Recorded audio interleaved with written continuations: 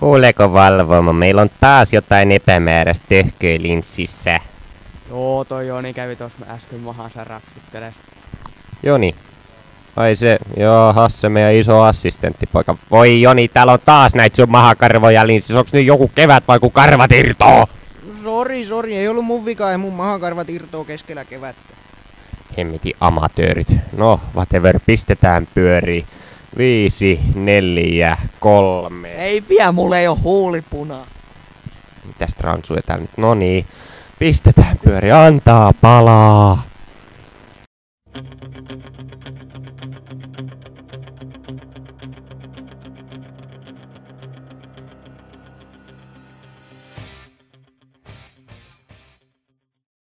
Minut kaikki varmaan muistavatkin Sporttiruutu-trilogian ensimmäisestä osasta. Olen siis Pertti Poronperä ja toimin lähetyksen juontajana.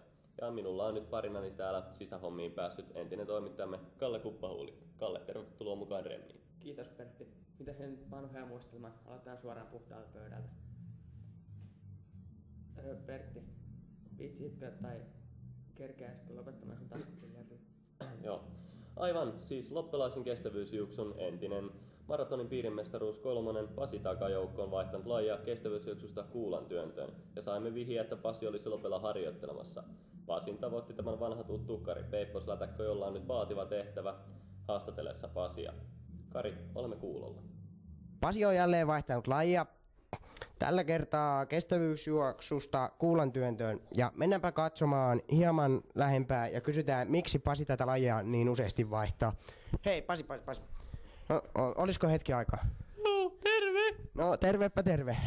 Niin Pasi, olet nyt jättänyt kestävyysjuoksun kokonaan tämän kuulan työnnön tultua mukaan. Joo, pitää olla sujut itsensä ja kroppansa kanssa. Siis kuinka? Mulla ei tullut muuten painoa keskivartaloon. Ja silloin kuulla lentää vai? No perkele, kyllä lentää. Mä söin muuten suklaata. Koska? Eilen.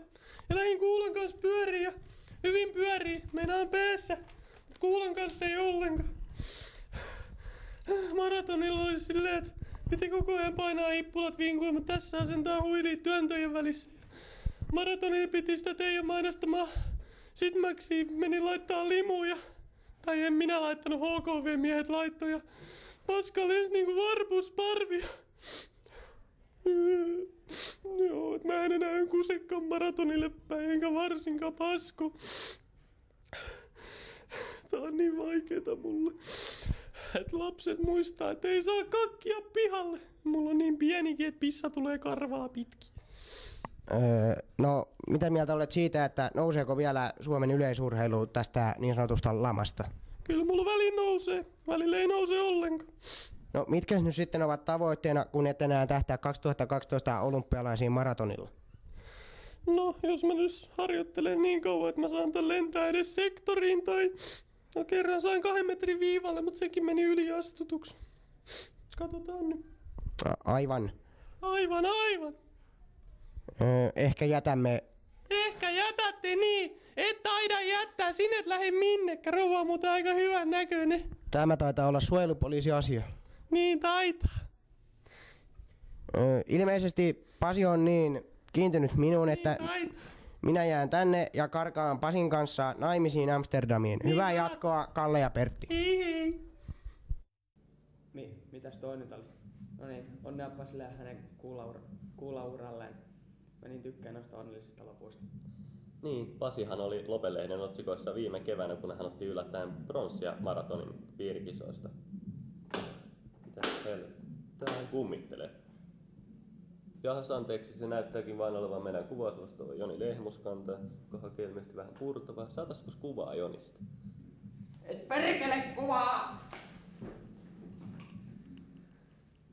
Hän on hieman impulsiivinen persoona. No niin, sporttiruudun sähkeet. Viime keväänä Lopen yläasteen kuvaamataidon opettajan Petri Vasen, ryövänneet terroristimummat on saatu kiinni ja rangaistettu teostaan. Vase itse tunnisti mummat vanhainkodissa järjestetyssä tunnistustilaisuudessa ja mummat saavat rikoksestaan 3 viikkoa ilman kiisseliä. Ja meillä on Vasen kommentit tässä. Meillä ei ollut tarpeeksi varjostusta pöytätarinassa. Ja Kimi Räikkösen huonosti sujunut kausi huipentui totaalisen nöyryytyksen Japanin Suzukassa. Kimin autosta räjähti näyttävästi pakoputki jo heti ensimmäisellä kierroksella.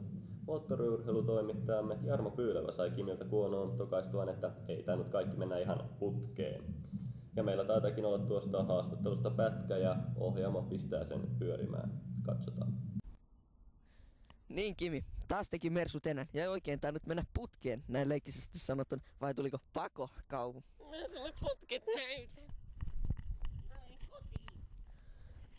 Ei tälläkään kertaa ihan putkeen. Tänään Pertti piipahti näyttämään Anacondaa kaakeliastialle tässä nopeasti. Ja seuraavaksi saamme tänne studioon vieraksi Suomen suuren poliitikon Paavo Väyrysen kertomaan näkemyksensä suomalaisesta urheilusta. Hyvää päivää. Hyvää päivää, herra Väyrynen. Hienoa, että pääsit tulemaan. Kyllähän minulla nyt aina aika televisiolle on. Niin, suomalaisesta yleisurheilusta. Ja sen tasosta on keskusteltu pitkin vuotta. Tiedättekö, aikooko valtio tukea SUL:ää tulevaisuudessa enemmän? Nyt tuli kyllä paljon osia pienessä ajassa, mutta aktiivisena penkkiurheilijana sanoisin, että hullujen puhetta. Emme me ole surkeita, vaan muut ovat vain paljon parempia. Ja jos minä olisin Suomen valtio, niin laittaisin kyllä rahani enemmän urheiluun kuin Nokia, sillä niinhän sitä sanotaan, että suomalainen voittaa aina, mutta Nokia vain kumisaappaassa. Pidätkö sinä muuten, Kalle, silmiäni kauniina? Näinä silmillä on voitettu vuoden söpön katse Anna-lehden lukija-äänestyksessä vuonna 1991. Anteeksi, mutta miten tuo liittyy urheiluun? No ei mitenkään, mutta ja anteeksi, että olen olemassa. No eihän minä nyt sillä. Paavo kyllä huomaa, kun häntä ei kaivata, ja nyt täällä ei kaivata kuin kuoppaa minun jalkojeni alle, että hyvästi, tai siis oikeastaan pahasti. Kiitos tästä poliittisesta näkemyksestä. Ja näin siis Paavo Väyrynen.